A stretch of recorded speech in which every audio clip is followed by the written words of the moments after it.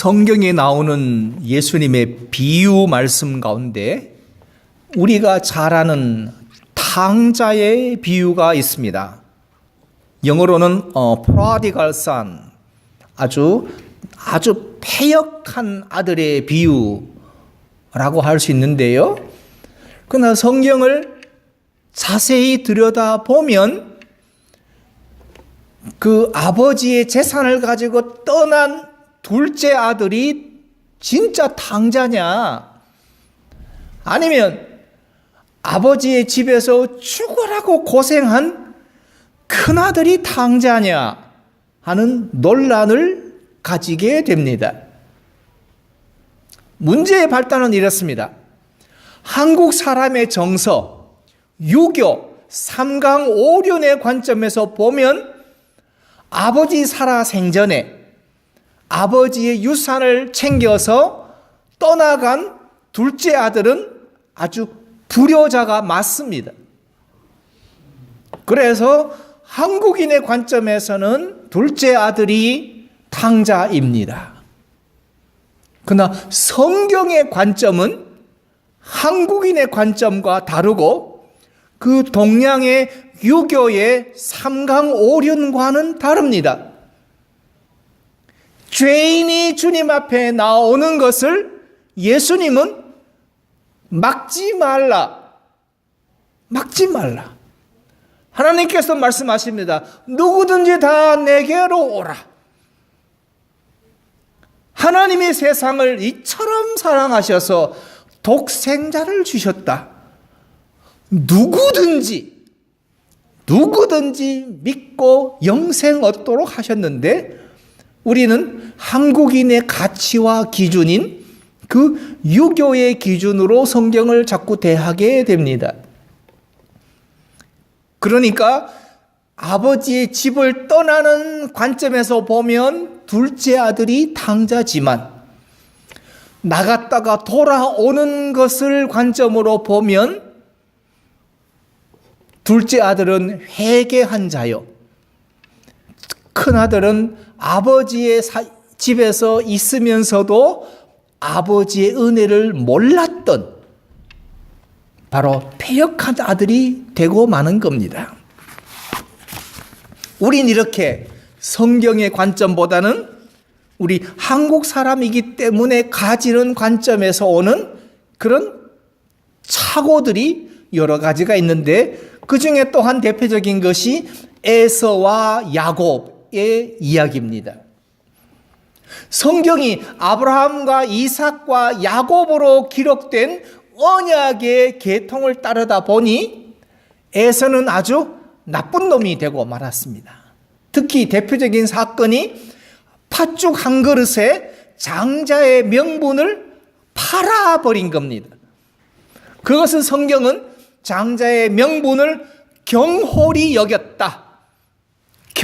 여겼다는 그 성경의 기록으로 말미암아 에서의 전 생애가 그만 판단되어 버리고 맙니다. 젊은 시절 아직 철없던 나이에 저지른 한 번의 실수가 그 사람의 인생 전체를 설명하기는 매우 곤란한 이유가 여기 있습니다. 우리 인생은 일평생을 살아가는데 결국은 냉철하게 따져보면 시간을 갉아먹으며 사는 것과 같습니다. 80년 혹은 100년의 시간을 우리에게 허락하셨다면 그 100년의 시간을 조금씩 날마다 하루 24시간의 시간을 갉아먹으며 살아서 결국은 허락하신 수명을 향수하다가 구약 성경의 말대로 하면 열조에게로 돌아가는 것이 인생입니다. 그래서 그것을 동양에서는 공술의 공수거라고 했습니다. 사람은 이 세상 태어날 때에 두 주먹을 불끈쥐고 태어납니다. 즉 무엇인가를 빈손으로 왔기 때문에 무엇인가를 붙잡아 보려는 욕망의 인생이 출발되는 겁니다. 그러나 우리는 모든 세상을 떠나갈 때에 두 주먹을 쫙 펴고 빈손으로 떠나갑니다. 결국 수의 한 벌 그냥 손에 끼는 장갑 하나가 그것도 전부입니다. 요즘은 한국에서는 화장을 하다 보니 그것조차도 다 불태워지고 그저 남은 거는 작은 항아리에 들어가는 그저 분골 조금밖에는 남지 않습니다.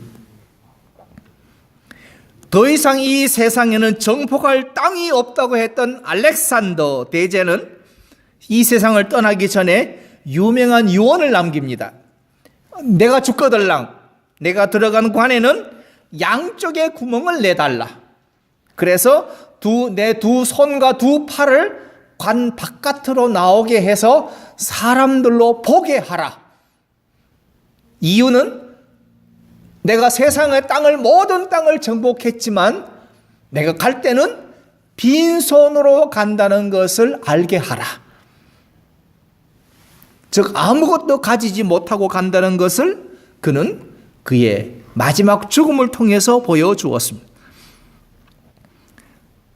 그럼에도 불구하고 우리는 한평생을 살아가며 끊임없이 무엇인가를 움켜쥐고 무엇인가를 이 땅에 남기기 위해서는 몸부림치는 인생을 살아갑니다.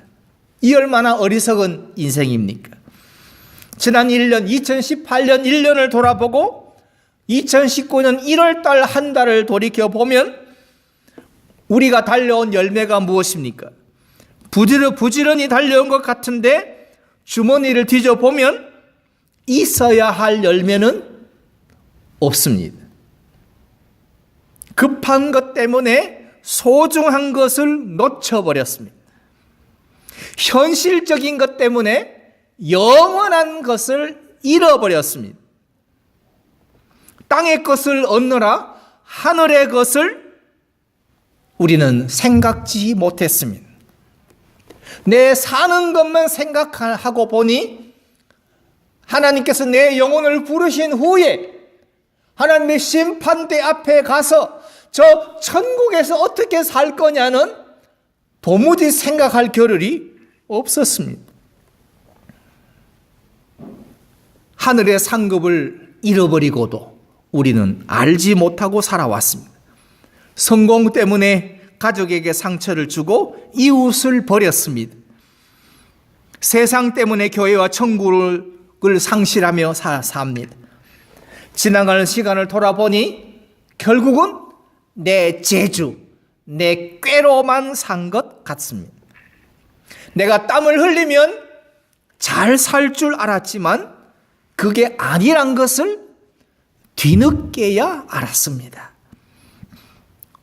돌이켜 생각해보면 내가 살아온 지난 모든 시간을 돌이켜보면 결국은 하나님의 은혜였다는 것을 우리는 고백하지 않을 수 없습니다. 그러므로 우리의 생명이 다하는 마지막 순간에 우리가 남길 한마디는 이 모든 것이 하나님의 은혜였습니다. 내가 진실로 하나님께 감사합니다. 이게 우리 성도들이 남길 마지막 말이 아니겠습니까? 주님이 함께 하시고 은혜를 베풀어 주시니 오늘 우리가 있고 내가 있습니다. 그러나 하나님의 은혜를 거둬 가시면 쌓아놓았던 모든 것들은 한순간에 허물어져 버리는 모래성과 같습니다. 참 우리는 안 변합니다. 진짜 안 변합니다. 사람이 변한다고 믿는 우리가 어리석은 겁니다. 누구든지 자기 인생관을 바꾸기란 결코 쉽지 않습니다. 사람마다 인생관이 처음 어떻게 자리 잡고 자신의 사고와 감정, 삶의 태도를 결정하게 되었는지는 각각 차이가 있습니다. 그러나 결국은 인생을 통해서 학습을 통해서 자신만의 독특한 인생관이 갖추어져 있을 뿐입니다. 그런데 일단 고정된 인생관은 어느 순간 바꾼다는 것은 결코 쉽지 않습니다. 인생이란 정말 이렇게 어렵구나. 사람을 바꾼다는 것이 정말 이렇게 힘들다는 것을 우리는 이제서야 알게 되었습니다. 같이 뭘 좀 합시다. 약속을 찰떡같이 했지만 그 약속 지켜지는 것은 정말 어렵지 않습니까? 그러나 우리는 야곱이라는 인간, 에서라는 인생을 통해서 인생의 대전환을 우리는 발견하게 됩니다. 곧 생각이 바뀌어지게 되었다는 말입니다. 아, 인생이란 정말 아무것도 아니구나. 무언가 있는 것 같지만 결국은 없는 것이나 다름없구나. 내 손 안에 있는 재물, 내가 쌓아놓은 부귀영화, 사실 이런 것들은 내 손에 있지만 언제 내 손을 떠날는지 아무도 모르는구나. 바로 이런 사실을 야곱이 깨달았을 때에 야곱의 인생이 비로소 족장의 반열에 오를 만큼 믿음의 사람으로 변화되어져 가는 겁니다. 그렇다면 오늘 우린 에서와 야곱의 생애를 한번 살펴보겠습니다. 첫째로 야곱이 살아온 길이 있습니다. 야곱이라는 이름의 뜻은 발꿈치를 잡고 태어났습니다. 형 에서의 발 뒤꿈치를 잡고 태어났기 때문에 야곱이라고 했습니다. 또한 야곱이라는 이름의 또 다른 뜻은 약탈자, 사기꾼 이런 뜻입니다. 그는 어머니의 편애를 받으며 자랐습니다. 그러다 보니 아버지는 에서를 사랑하게 됐습니다. 특히 이삭은 에서가 사냥한 고기를 무척 좋아하게 되었습니다. 그러다가 팥죽 한 그릇으로 장자의 명분을 야곱에게 에서는 팔아버립니다. 에서의 인생을 한마디로 표현하면 이렇습니다. 성경에 나와 있는 것처럼 내가 곤비하니 그 붉은 것으로 나로 먹게 하라. 내가 곤비하니 그는 사냥하는 사람이라 들을 뛰어다니면서 살았습니다. 그는 늘 곤비했습니다. 그러다 보니 늘 먹을 것이 필요했습니다. 마침 그때 야곱이 붉은 죽을 끓이고 있었을 때에 나로 곤비하니 그 붉은 것을 나로 좀 먹게 해달라. 에서의 인생은 계산하지 않고 넉넉히 그것을 가진 자가 부족한 자를 도와주는 인생으로 살았습니다. 사냥한 고기가 많으면 인심 좋은 아줌마처럼 그 고기를 나누어 먹었습니다. 요건 내 거야 라고 챙기지 않고 넉넉한 인심으로 후하게 나누어졌습니다. 그러니까 야곱에게도 내가 곤비하니 그 붉은 것으로 나로 좀 먹게 해달라. 이런 인생관을 가진 사람이었습니다. 그러나 야곱은 형 에서의 형편을 이용해서 자기에게 없는 것을 가로채 가지려고 합니다. 그것이 장자권, 장자의 명분이란 겁니다. 에서와 야곱에 대한 우리의 편견은 에서가 장자의 명분을 경홀히 여겼다고 생각하는 것 하면서 에서의 인생 전체가 경홀히 여긴 인생일 거라 라고 지레짐작을 해버립니다. 왜냐하면 우리가 한국에서 성경을 배울 때에 스토리로 배웠습니다. 이야기로 배웠습니다. 계시의 말씀으로 배우지 않고 하나의 이야기, 한 인간의 생애를 드라마처럼 이야기로 우리가 배웠기 때문에 거기서 계시가 빠져버렸습니다.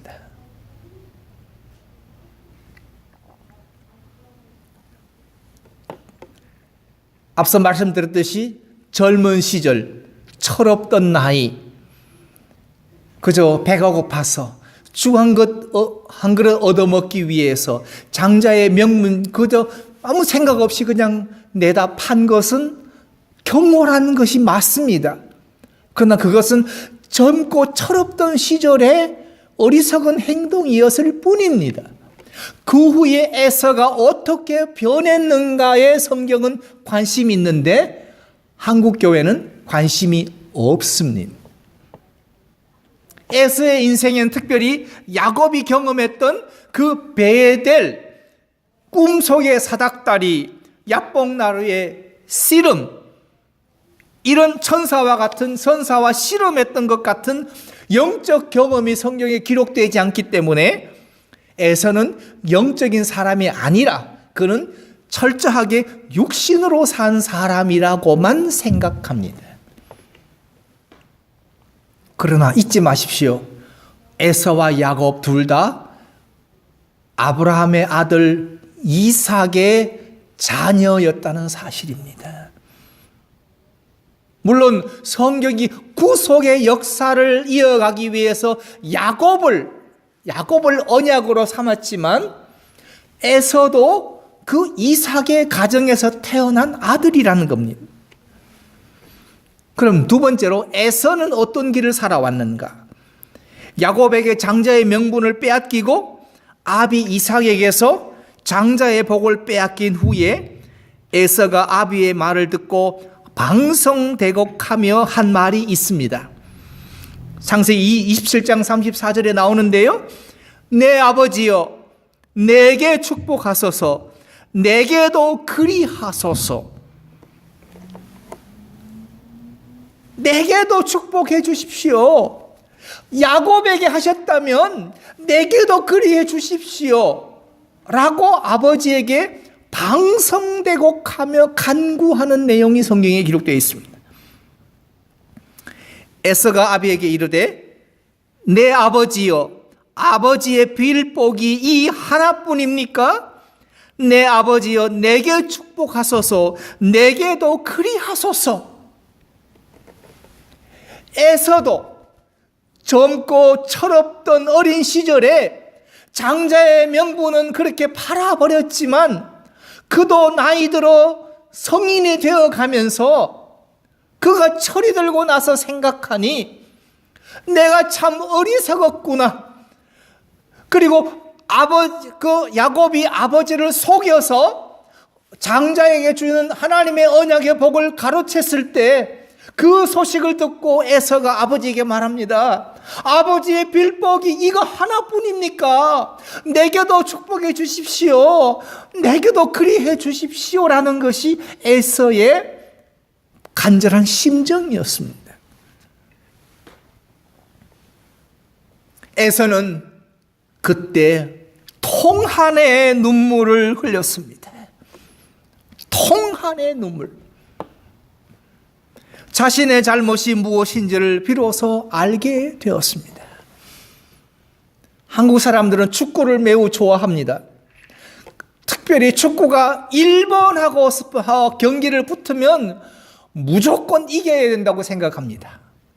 근데 축구 경기란 것이, 스포츠라는 것이 항상 이기는 것은 아닙니다.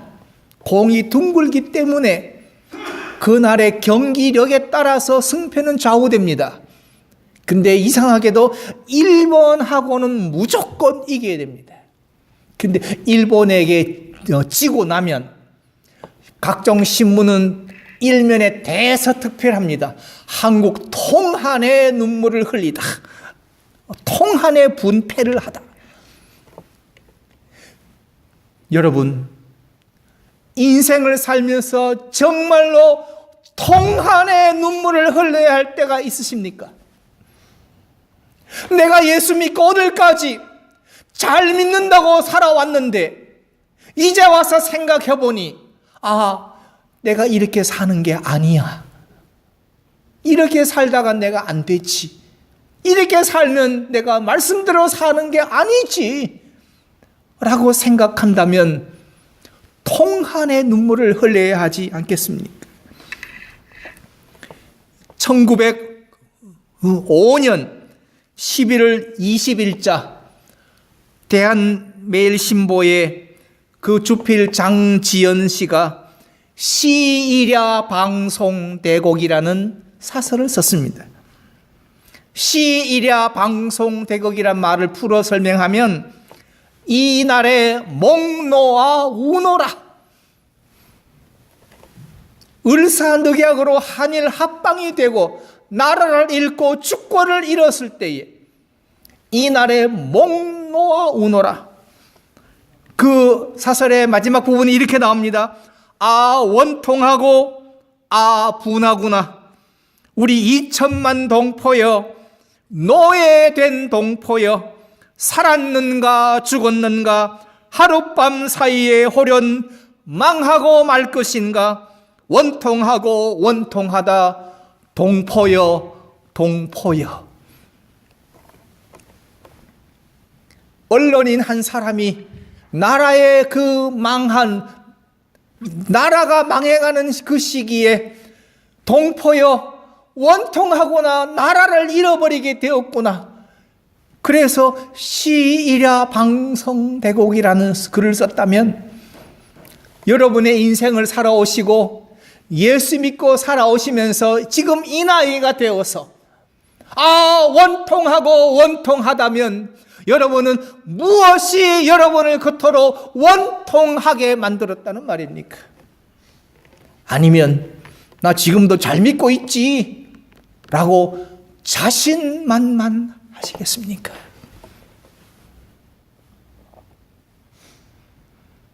에서는 철없고 그저 젊고 어리석었던 시기에 그가 아무 생각 없이 자신의 인생관으로 살아왔던 그것을 뉘우치며 아버지여 내게도 축복하소서, 내게도 그리하소서 라면서 에서가 울었다라고 성경은 기록하고 있습니다.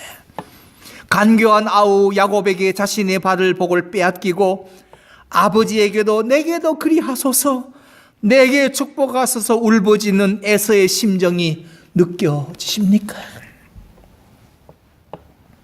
만약에 오늘 밤에 하나님께서 내 영혼을 부르신다면 예, 하나님 같이 갑시다 하고 자신 있게 따라가시겠습니까? 아니면 하나님 안 됩니다, 내가 이렇게 죽을 수는 없습니다, 아직 해야 할 일이 많습니다, 그동안 뭐 했니? 라고 물으신다면 좀 더 시간을 달라고 하시겠습니까? 아니면 자신 있게 예, 주님 부르시면 따라가야지요 하고 같이 가시겠습니까? 이삭은 에서에게 복을 빌어 주는데 너의 조손은 땅에 기름짐이며 뜨고 내리는 이슬에서 뜰 것이며 너는 칼을 믿고 생활하겠고 내 아우를 섬길 것이며 내가 매임을 벗을 때에 그 멍에는 내 목에서 떨쳐버리라 라고 에서에게 그나마 축복의 기도를 해 주었습니다. 우직한 사냥꾼 에서는 간교하지 못하지만 아버지에게 내게 축복하소서, 내게도 그리하소서 라고 하면서 하나님의 언약을 이루시며 아비를 통해 부어주시는 복을 갈망했습니다. 갈망했습니다. 그리고 아비로부터 받은 복을 내용대로 땅에서 기업을 이루며 아우를 섬기는 자로 준비하며 살았습니다. 그가 장남이지만 아버지의 축복의 기도의 내용대로 아우를 섬기는 자로 자신을 준비시켰습니다. 젊은 시절에 자신이 실수하고 경홀히 여겼던 허물을 생각하며 야곱을 다시 만날 준비를 하며 기다렸습니다. 에서는 이렇게 하나님이 다듬으시고 준비시켜 놓으셨습니다. 하나님께서 그동안 에서를 훈련시키고 다듬어 준비시켜 놓은 사실을 야곱은 모릅니다. 야곱은 모릅니다. 그래서 오늘 33장에 나오는 것처럼 야곱이 눈을 들어보니 에서가 400인을 거느리고 나온다고 했습니다. 야곱은 이 400인이 자기를 죽이려고 오는 줄로 알았습니다. 아닙니다. 에서는 야곱을 섬기기 위하여 준비하며 살았고, 야곱을 섬기기 위해서 400인의 영접위원을 준비했습니다. 그 당시에 그 황량한 사막지대 광야에서 언제 죽을지 모르는 그 시기에 동생의 생명을 보존하기 위해서 400명을 환영 영접위원으로 준비했습니다.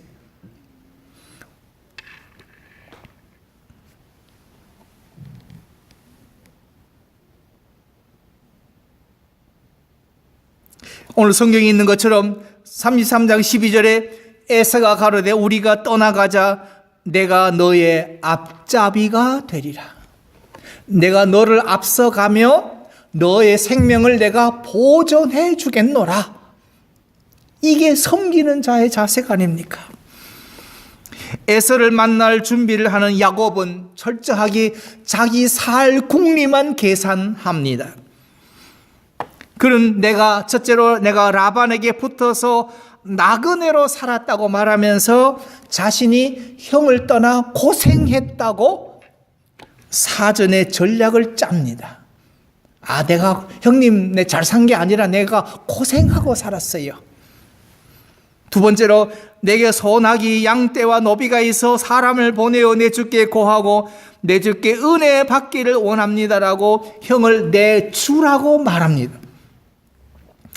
에서가 400명을 거느려 온다는 소식을 듣고 목숨의 위협을 느껴 자신의 소유를 두 때로 나누고 목숨을 부지할 전략을 따로 세웁니다.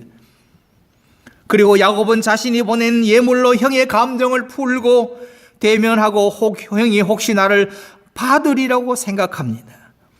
결국 야복 나루터에서 다 떠나보내고 야복의 나루에 야곱 홀로 남습니다. 그리고 그가 하나님을 만납니다. 그리고 밤새도록 씨름하다가 그의 환도뼈가 부러집니다. 하나님이 야곱을 꺾으시는 시간입니다.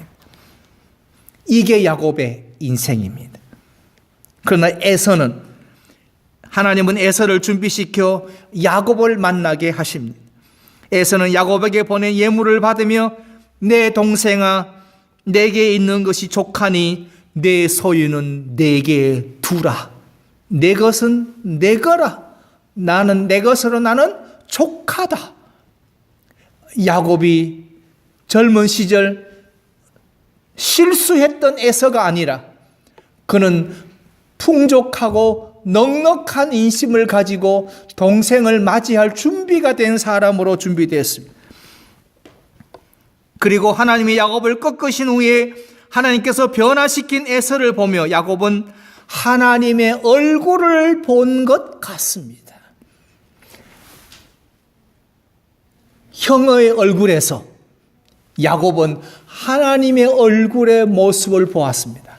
인자하고 너그럽고 그리고 자애롭고 모든 허물을 다 품어주는 그런 하나님의 얼굴을 내가 본 것 같습니다.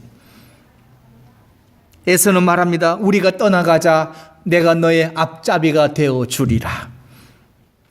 결국 하나님은 에서를 자신의 실수와 허물을 깨닫게 하시고 그리고 준비시켜 두었다가 야곱을 만나게 하심으로 야곱이 변화되게 하십니다. 이제 여러분과 제가 다듬어져야 할 시간입니다. 우리가 다듬어져야 한다는 말입니다. 그렇다면 여러분은 나를 변화시키게 한 하나님의 사람이 있으십니까? 아니면 하나님이 나를 꺾으시고 변화시켜서 다른 사람을 변화시킨 하나님의 은혜가 있으십니까? 이것은 내 실수와 내 부족함과 내 허물을 깨닫는 자만이 하나님이 다듬어서 사용하십니다. 나는 실수가 없고 나는 잘하고 있고 나는 열심히 하고 있다고 생각하고 믿는 한은 하나님은 절대로 다듬으시지 않습니다. 그리고 마지막에 꺾으십니다. 꺾어서 변화되게 하십니다. 우리가 생각했던 에서가 아니라 하나님의 손에 의해서 준비되고 변화된 에서를 사용하셔서 야곱을 하나님의 언약의 족장의 반열에 오르게 했다면 우리도 다른 사람에게 하나님이 나를 이렇게 변화시켰습니다 라고 다른 사람을 변화시켜내는 하나님의 거룩한 성도가 되어 주시길 바랍니다.